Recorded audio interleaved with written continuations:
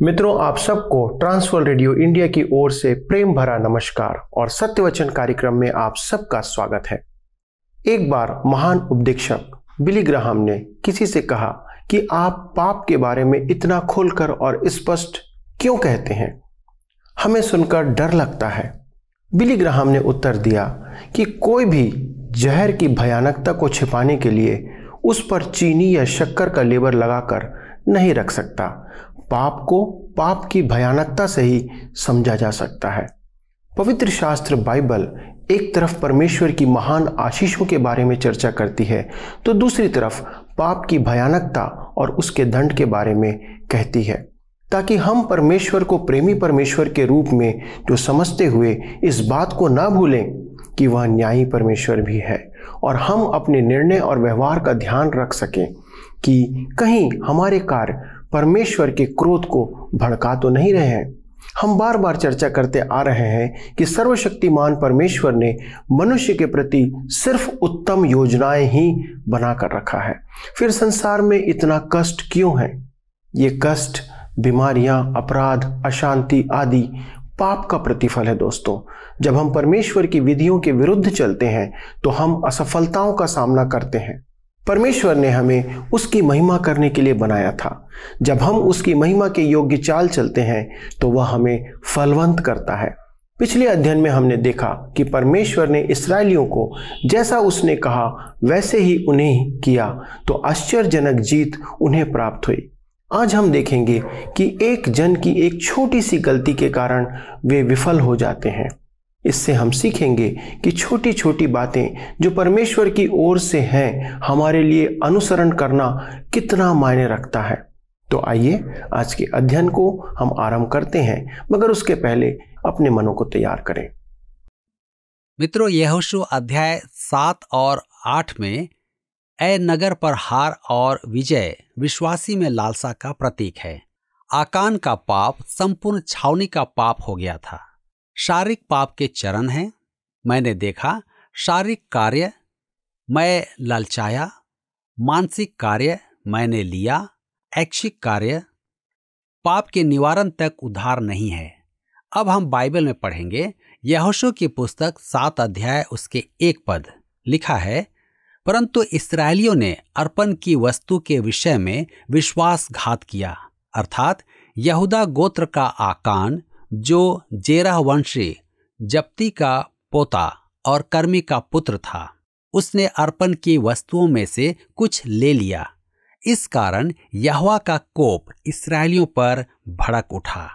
इस पद में इस्राएलियों के अपराध का उल्लेख है, परंतु यथार्थ में वह एक ही मनुष्य का अपराध था। आकान ने अपराध किया था। जी हाँ, आकान के अपराध का दंड संपूर्ण जाति को भोगना पड़ा था। यह एक रोचक बात है, क्योंकि अनेक जन बाहर से कलीसिया की आलोचना करते हैं। वे कलीसिया की भूल चूक और ईश्वर त्याग की चर्चा करते हैं। मैं भी ऐसा ही करता हूं। परंतु मेरे मित्रों, एक सदस्य होकर कलीसिया की बुराई करना एक बात है और बाहर रहकर कुछ न करना एक अलग बात है।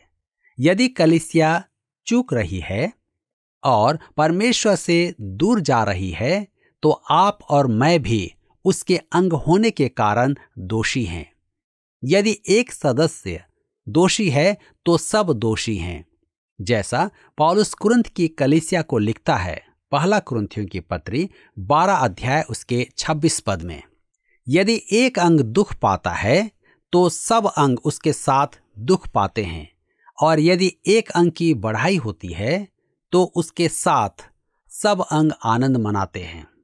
यहोशू की पुस्तक 7 अध्याय उसके 2 और 3 पद में हम आगे पढ़ते हैं। यहोशू ने यरीहो से ऐ नामक नगर के पास, जो बेतावेन से लगा हुआ बेतेल के पूर्व की ओर है, कुछ पुरुषों को यह कहकर भेजा, जाकर देश का भेद ले आओ।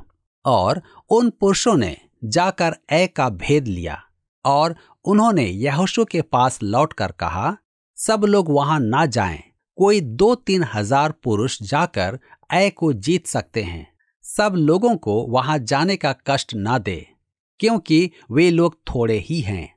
यरीहो संसार का प्रतीक है और ऐ नगर देह का। कुछ पवित्र जन यरीहो का चक्कर काट रहे हैं और तुरही फूंक रहे हैं।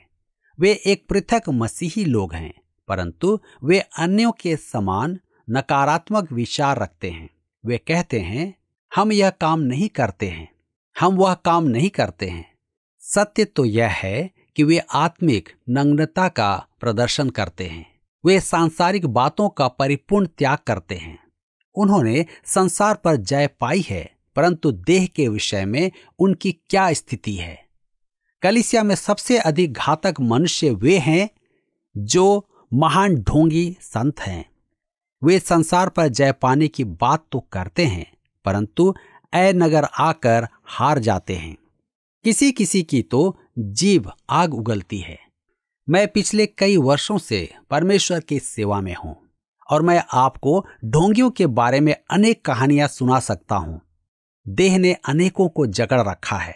वे सोचते हैं कि वे मसीही जीवन जी रहे हैं। वे कहते भी हैं कि उनका जीवन जयवंत है, परंतु वे जानते भी नहीं कि ऐसा जीवन कैसा होता है। जयवंत जीवन मसीह का जीवन है, वही है जो जय पाता है, हम नहीं। मित्रों, इस्राएल विजय के मार्ग पर था। उन्होंने यरीहो जीत लिया था, यद्यपि वह परमेश्वर की विजय थी। इस्राएल ने सोचा कि जय पाना उनका श्रेय था। यहोशू ने अपने कुछ लोगों को भेजा कि ऐ नगर का भेद लें। ऐ नगर का निरीक्षण करके उन्होंने निष्कर्ष निकाला कि यरीहो की तुलना में ऐ नगर कुछ भी नहीं है। वर्तमान समय में वह एक प्राचीन स्थान है और नगण्य है।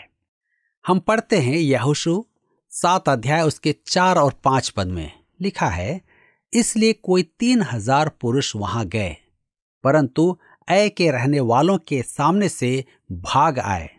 तब ऐ के रहने वालों ने उनमें से कोई 36 पुरुष मार डाले और अपने फाटक से शबारीम तक उनका पीछा करके उतराई में उनको मारते गए। तब लोगों का मन पिघलकर जल सा बन गया। मित्रों, इस्राएल वासियों द्वारा पराजित किया गया। आप और मैं देह से पराजित किए जाते हैं। हम देह पर जय पाने के लिए वही रणनीति काम में नहीं ले सकते जो हमने संसार पर जय पाने के लिए काम में ली थी।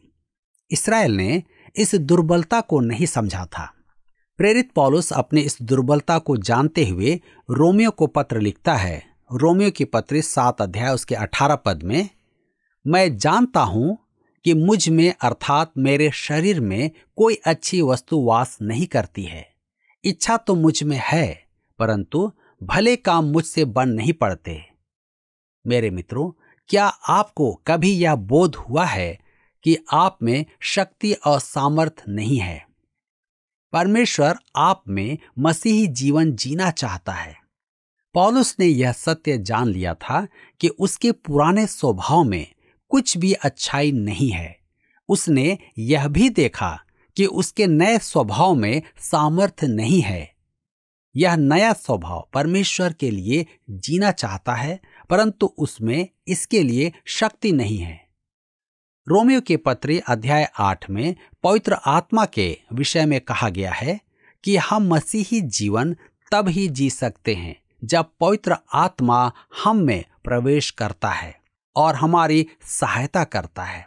यहोशू की पुस्तक 7 अध्याय उसके 6 और 7 पद में आगे लिखा है, तब यहोशू ने अपने वस्त्र फाड़े और वह और इस्राएली वृद्ध लोग यहोवा के संदूक के सामने मुंह के बल गिरकर पृथ्वी पर सांझ तक पड़े रहे और उन्होंने अपने अपने सिर पर धूल डाली। और यहोशू ने कहा, हाय प्रभु यहोवा, तू अपने इस प्रजा को यरदन पार क्यों ले आया? क्या हमें एमोरियों के वश में करके नष्ट करने के लिए ले आया है? भला होता कि हम संतोष करके यरदन के उस पार रह जाते। ध्यान दीजिए, हम यह गीत पहले सुन चुके हैं। यहोशू दुख प्रकट करता है। उसने जंगल में इस्राएल के साथ यह गीत सीखा था। जंगल में तो उसने यह गीत नहीं गाया, परंतु यहाँ वह गा रहा है। वह पराजय का कारण नहीं जानता था, वह अपने वस्त्र फाड़कर पुकारता है। लिखा है यहोशू 7 अध्याय उसके 8 और 9 पद में, हाय प्रभु, मैं क्या कहूं जब इस्राएलियों ने अपने शत्रुओं को पीठ दिखाई है, क्योंकि कनानी वरन इस देश के सब निवासी यह सुनकर हमको घेर लेंगे और हमारा नाम पृथ्वी पर से मिटा डालेंगे। फिर तू अपने बड़े नाम के लिए क्या करेगा? देखिए परमेश्वर ने उससे क्या कहा, वह जड़ तक जाता है। यहोशू 7 अध्याय के 10 पद में लिखा है, यहोवा ने यहोशू से कहा, उठ खड़ा हो जा, तू क्यों इस भांति मुंह के बल पृथ्वी पर पड़ा है? मेरे मित्रों, परमेश्वर यहोशू से कहता है, उठ खड़ा हो जा, तू क्यों इस भांति मुंह के बल पृथ्वी पर पड़ा है। विश्वासी भी इसी प्रकार परमेश्वर के समक्ष विलाप करते हुए अपना प्रार्थना समय बिताते हैं। इससे कोई लाभ नहीं है, हमें समस्या की जड़ तक जाना आवश्यक है। यहोशू 7 अध्याय के 11 पद में लिखा है, इस्राएलियों ने पाप किया है और जो वाचा मैंने उनसे अपने साथ बंधाई थी उसको उन्होंने तोड़ दिया है। उन्होंने अर्पण की वस्तुओं में से ले लिया, वरन चोरी भी की और छल करके उसको अपने सामान में रख लिया है। इस कारण इस्राएली अपने शत्रुओं के सामने खड़े नहीं रह सकते। वे अपने शत्रुओं को पीठ दिखाते हैं, इसलिए कि वे आप अर्पण की वस्तु बन गए हैं। और यदि तुम अपने मध्य में से अर्पण की वस्तु का सत्यानाश न कर डालोगे तो मैं आगे को तुम्हारे संग नहीं रहूंगा। ध्यान दीजिए, यहोशू इस्राएल के पाप से अनभिज्ञ था। उसमें आत्मिक अंतर्दृष्टि नहीं थी जो आरंभिक कलीसिया में थी। हनन्या और सफीरा का झूठ पवित्र आत्मा ने तुरंत प्रकट किया था, जिसे हम प्रेरितों के काम उसके 5 अध्याय में पाते हैं। आरंभिक कलीसिया पाप के प्रति अत्यधिक संवेदनशील थी। परमेश्वर ने यहोशू से कहा कि छावनी में पाप है और उसका उन्मूलन आवश्यक है। यहोशू 7 अध्याय के 14 पद में लिखा है, इसलिए सवेरे को तुम गोत्र गोत्र के अनुसार समीप खड़े किए जाओगे, और जिस गोत्र को यहोवा पकड़े वह एक एक कुल करके पास आए, और जिस कुल को यहोवा पकड़े वह घराना घराना करके पास आए। फिर जिस घराने को यहोवा पकड़े वह एक एक पुरुष करके पास आए। यहूदा के गोत्र के जेरह वंशी आकान को दोषी पाया गया।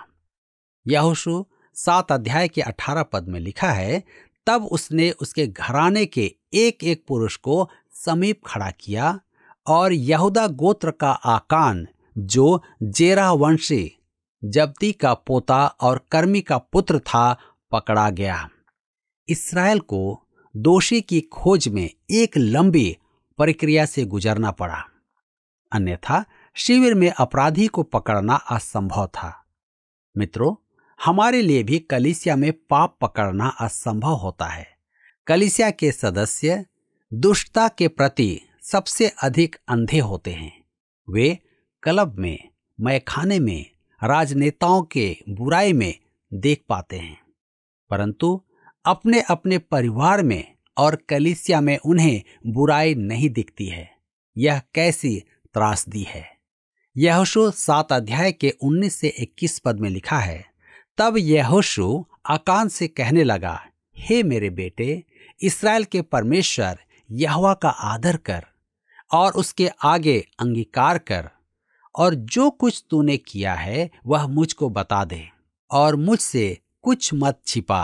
आकान ने यहोशू को उत्तर दिया, सचमुच मैंने इस्राएल के परमेश्वर यहोवा के विरुद्ध पाप किया है, और इस प्रकार मैंने किया है कि जब मुझे लूट में शिनार देश का एक सुंदर ओढ़ना और 200 शेकेल चांदी और 50 शेकेल सोने की एक ईंट देख पड़ी, तब मैंने उनका लालच करके उन्हें रख लिया। वे मेरे डेरे के भीतर भूमि में गड़े हैं और सबके नीचे चांदी है। आकान के पाप के चरण को देखिए। उसने देखा, लालच की और फिर ले लिया। ये दैहिक पाप के उत्तरोत्तर चरण हैं।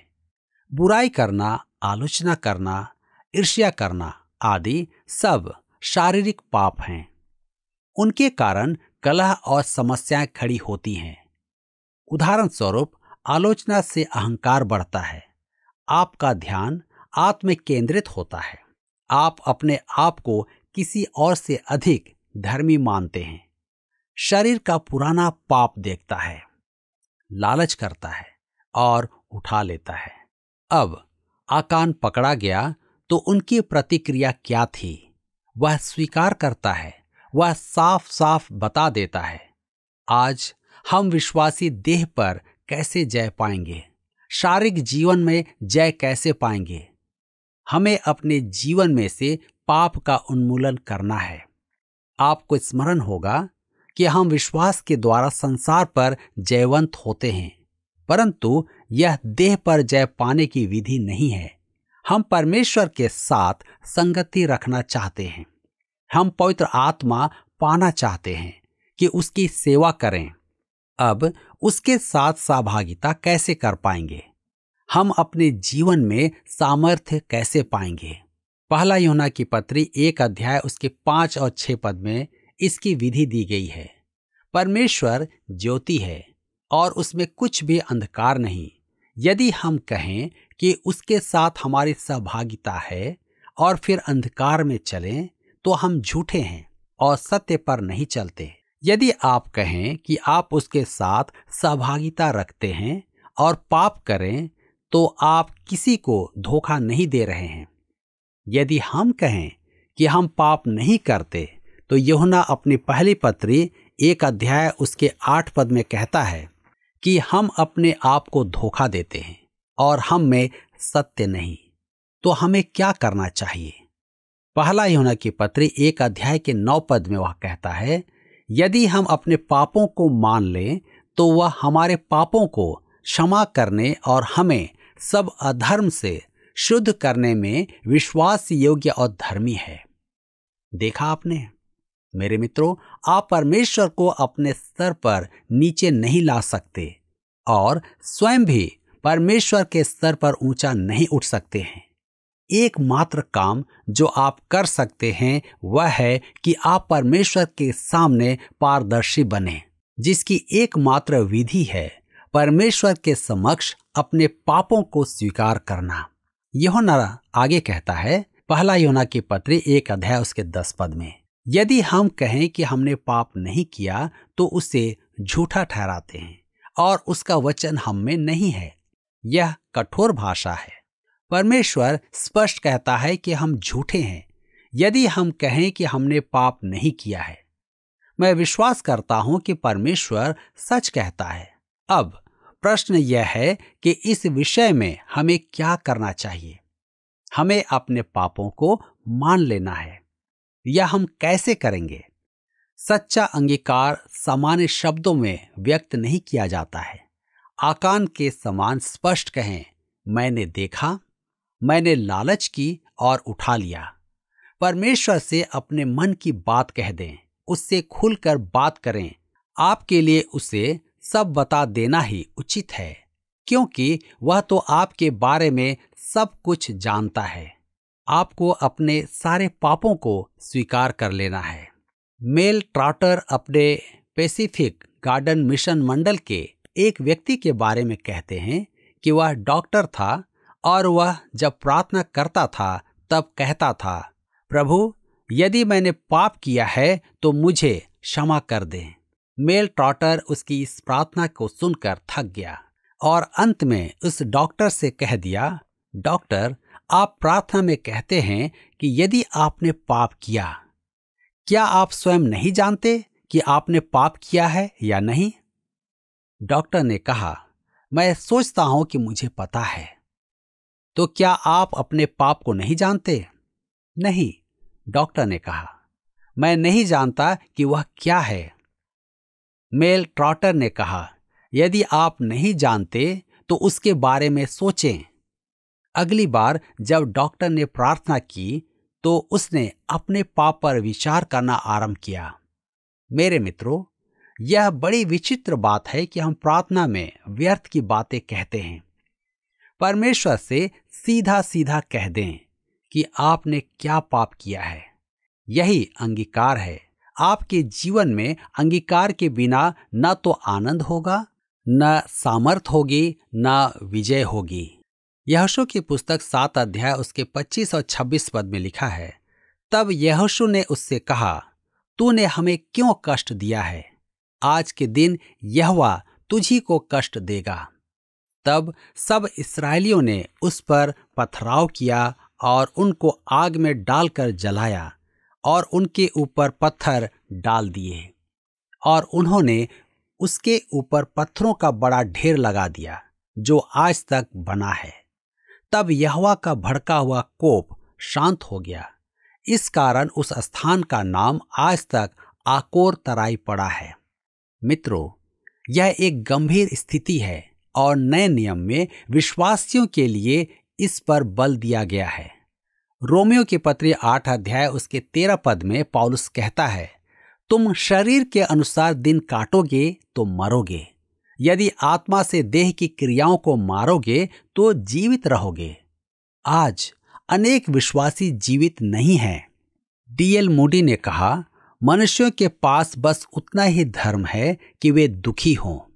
ऐसे संत भी हैं जो दुखी हैं क्योंकि वे अपने जीवन में पाप का उन्मूलन नहीं करते हैं। प्रेरित पौलुस कहता है पहला कुरिन्थियों के पत्री 11 अध्याय उसके 31 और 32 पद में, यदि हम अपने आप को जांचते तो दंड ना पाते, परंतु प्रभु हमको दंड देकर हमारी ताड़ना करता है, इसलिए कि हम संसार के साथ दोषी न ठहरें। यदि हम स्वयं ही अपने आप को नहीं जांचेंगे तो परमेश्वर को यह काम करना पड़ेगा और उसका कार्य फिर बड़ा दुखदाई होता है। मैं अपने जीवन में परमेश्वर के जांचने के काम का अनुभव आपको सुना सकता हूं। यहोशू के समान गिड़गिड़ाने से कोई लाभ नहीं। आवश्यकता इस बात की है कि हम परमेश्वर के समक्ष अपनी दुखद स्थिति को साफ व्यक्त कर दें। जब हम अपने पाप उसके सामने स्वीकार करते हैं और उसकी ओर फिरते हैं, तब हमें प्रभु का आनंद प्राप्त होता है। मित्रों, आज आप देर ना करें। आज आपके पास समय है। हो सकता है कि आपको यह समय दोबारा न मिले। अपने पापों को प्रभु के सामने मान लें और उस आनंद को प्राप्त करें जिसे वह आपके जीवन में, आपके परिवार में देना चाहता है। क्या आपको यह कार्यक्रम पसंद आया? अभी हमें एक मिस कॉल करें और आप अगले विजेता हो सकते हैं।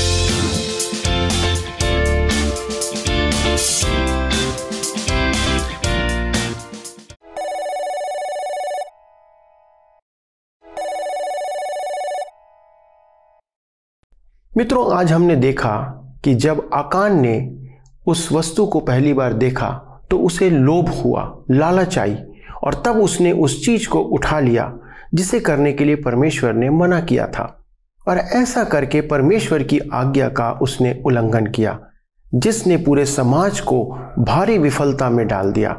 हम कई बार सोचते हैं कि ये तो उसके परिवार का मामला है, और कुछ गंभीर गलती हमारे संग या विश्वासी जब करते हैं तो हम उनके हाल पर उन्हें छोड़ देते हैं। मेरे प्रियो, हर एक विश्वासी एक दूसरे की आत्मिक उन्नति के लिए भी जिम्मेदार है। यदि हम उन्हें गलती करने के लिए छोड़ देंगे तो उनका लेखा परमेश्वर उससे तो लेगा, लेकिन हमारे चुप रहने का लेखा परमेश्वर हमसे भी लेगा। विश्वासी परमेश्वर के चुने हुए लोग हैं और हम सब की जिम्मेदारी है कि एक दूसरे की देखभाल हम सब करते रहें। परमेश्वर का वचन इब्रानियों की पत्री उसके 12वें अध्याय और 15 पद में इस प्रकार से कहता है, ध्यान से देखते रहो, ऐसा ना हो कि कोई परमेश्वर के अनुग्रह से वंचित रह जाए या कोई कड़वी जड़ फूट कर कष्ट दे और उसके द्वारा बहुत से लोग अशुद्ध हो जाएं। विशेषकर परमेश्वर से अपने सारे मन, अपने सारे जीव, अपनी सारी शक्ति के साथ प्रेम रखने में आप चौकस रहें। यदि परमेश्वर की महिमा करने का ध्यान हम अपने और परिवार के सदस्यों में रखें तो बाकी सारी आज्ञाओं को पालन करने में कोई असुविधा हमें नहीं होगी। इसका प्रभाव पीढ़ियों पर पड़ता है, तो क्यों नहीं हम सब उस कार्य का चयन करें जिसे हमारी पीढ़ी को आशीष मिले। परमेश्वर आप सबको ऐसे करने की सामर्थ प्रदान करें। आइए हम प्रार्थना करें। स्वर्गीय पिता परमेश्वर, हम धन्यवाद देते हैं कि आपने हमारे लिए सिर्फ आशीषों को चुना है और पिता हम ही अपनी आशीषों के जिम्मेदार ठहरते हैं। यदि आज हम ये चुनाव करते हैं कि हम आपके वचन और आज्ञाओं का पालन करते हुए अपने परिवार, अपने समाज को हम शिक्षित करें और आपके प्रेम से उन्हें अवगत कराएं, तो निश्चित ये बातें हमारे लिए आशीष का कारण ठहरेंगी और न केवल हमारे लिए परंतु हमारे संतानों, उनकी संतानों और हमारी पीढ़ियों तक इस आशीष को लेकर के जाएगी, क्योंकि आपका वचन ऐसा कहता है। हमारे सभी दर्शकों के लिए प्रार्थना करते हैं कि पिता आप उनकी सहायता करें कि वे आपके वचन के अनुसार आप पर विश्वास करते हुए अपनी पीढ़ियों के लिए आशीष का कारण ठहरें। और यदि उन्होंने आज ये निर्णय लिया है तो आप उनके निर्णय का सम्मान करते हुए उन्हें ग्रहण करें। महिमा और प्रशंसा आदर आपको देते हुए विनती प्रभु यीशु क्रिस्ट के नाम से मांगते हैं, आमीन। दोस्तों, आपकी उपस्थिति के लिए बहुत बहुत धन्यवाद। आशा करता हूं कि आज के अध्ययन के द्वारा आपने आशीषें प्राप्त की होंगी। यदि आपको आज का अध्ययन पसंद आया तो एक मिस कॉल हमें भेजें, और यदि आपके पास कोई प्रश्न है तो हमें फ़ोन या SMS के द्वारा से संपर्क करें। तब तक के लिए, जब तक हम अगला कार्यक्रम लेकर आपके सामने नहीं आते, परमेश्वर की आज्ञाओं में बने रहें। धन्यवाद।